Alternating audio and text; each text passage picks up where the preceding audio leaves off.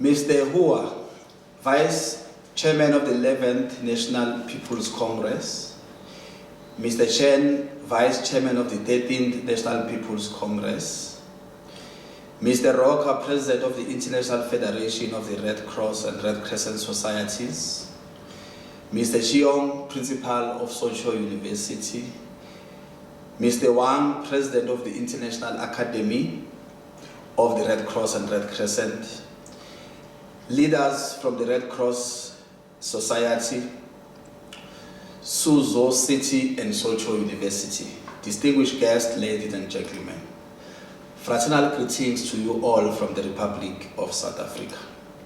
I am honored to address you today through this recorded message. This is an occasion that readily calls to mind the meeting between Chairman Mao and W.E.D. Du Bois 61 years ago on an occasion that Harvard University in the US, the Fairbank Center of Harvard University, returned to in 2019 when Professor Keisha Brown presented a reading and teaching introduction to the history of Black and African American interactions with the People's Republic of China. In part then, my acceptance of this fellowship and my address at the launch of these two new programs by the University of Soochow with the Red Cross Academy builds on the precedents already set. If anything, my acceptance is based on the evidence of human trust set forth by Professor Brown, who, with Rodi Duan, has shown Chairman Mao's support for African American racial struggles as class struggle. Black Power and the Yellow Star have a long-standing history of collaboration, and this has been illustrated by the explanation as to how Chinese depiction of African American internationalism, social movements, help better understand racial nationalism of the Cold War, amongst others. Fast forward to this historic occasion in 2020. How deeply has collaboration been entrenched?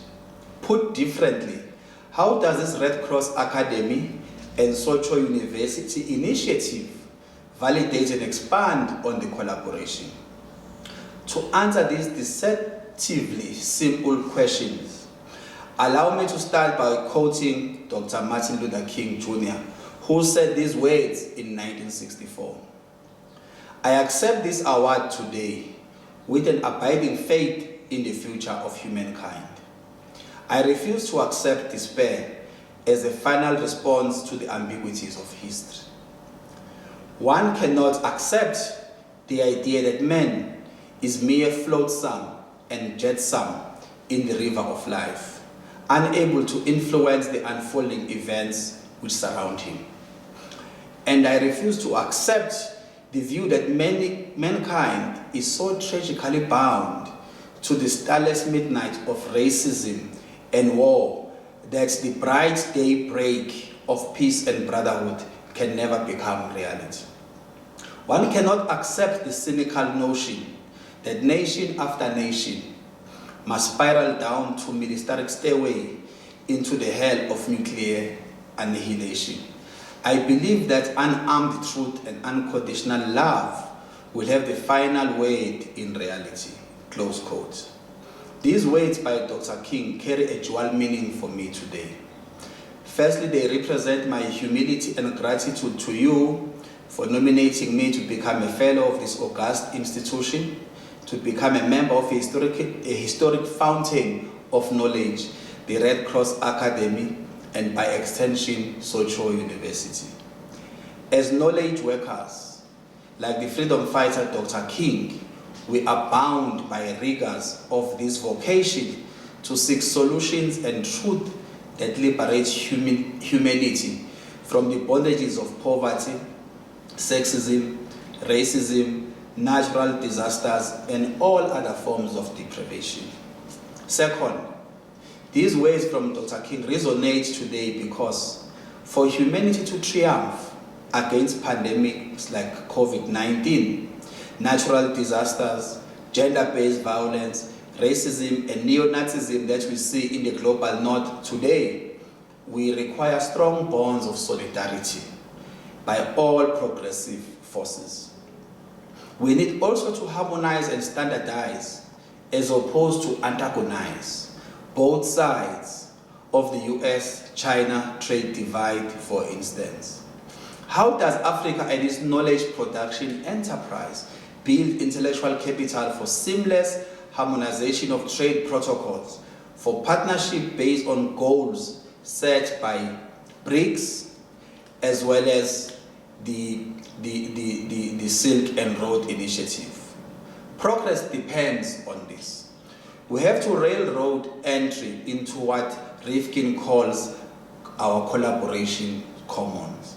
That is to say, to negate the space of the much-vaunted collaborative commons is to innocently bear the brunt of the trade divide. To breathe in that space opened up by the collaborative commons is to soak into the tariff structure of which patents encode a profit on your online activity to enter into a virtual and physical space leaves trace that renders the sub-Latin both a target market and perishable goods and advent of the COVID-19 pandemic. Addressing friends at the Chinese Academy of Social Sciences 2 years ago, I put forward a proposition that tragedies notwithstanding, the trajectory of humanity is that of progress.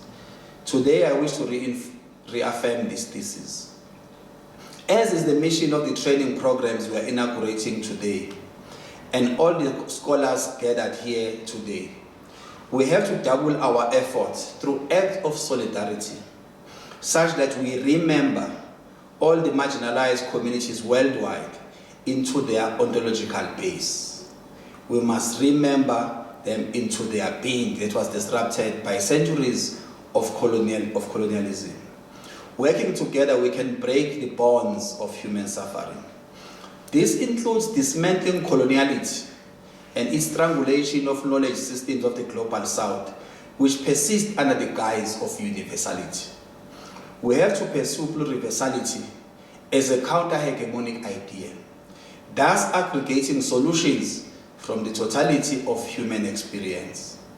We have to use knowledge to expose chauvinists who use military might to threaten those who refuse to be fabricated in the ideological factory shop of those who own weapons of mass destruction. We must employ, ladies and gentlemen, and deploy President Nelson Mandela's paradigm of peace as a counter to the prevailing paradigm of war and violence. This is what sets President Mandela apart as a leader that was fully committed to a decolonial ethical humanism that underpins the will to live. The paradigm of political justice that privileges political reforms and social transformation. I have said it here before, that the historiography of human relations tells us that notwithstanding tragedies of racial conflict, genocide, slavery, plagues, and imperialism, the trajectory of humanity is that of progress, solidarity, and advancement.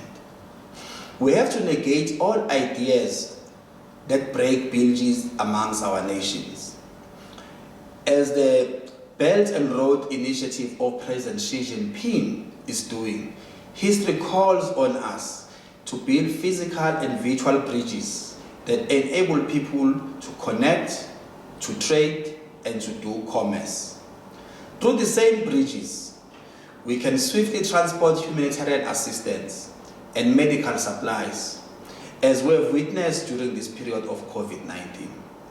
In this connection, ladies and gentlemen, I wish to acknowledge the work of Dr. Z and his colleagues at the Belt and Road Teaching and Research Center. The transdisciplinary links between that work and the teaching programs we are inaugurating today cannot be overemphasized, as those who do humanitarian work need to fully understand and appreciate the value of trade, commerce, people-to-people contact as part of ending human suffering. As President Xi constantly reminds us, our pursuit of a just world order requires ethical leadership that puts people first. For our part in South Africa, President Cyril Ramaphosa is working hard to rebuild state institutions characterized by ethical leadership and commitment to the service of the people. Finally, let us embrace that billions of people across the globe are yearning for peace, cooperation, and coexistence. Working with others to improve the human condition is a universal virtue we must all pursue. As knowledge workers, let us advance high-impact scholarship and give superior quality training to our students who in turn serve society in all their endeavors. This way, we will indeed give the world a human face as my country, South Africa, aspires.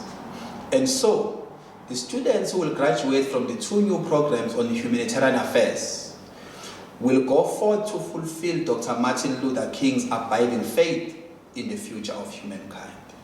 Through their work in humanitarian affairs, they counter despair as a final response to the ambiguities of history.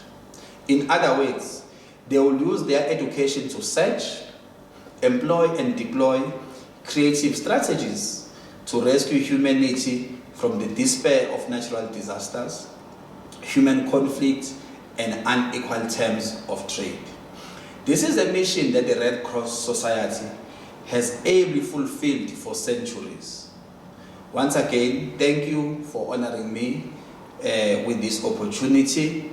I am happy to address you through this virtual platform today, and I look forward to joining you in person in months to come. I look forward to expanding this learning and research network for the benefit of public servants in South Africa and other people who are serving greater human good. Thank you very much.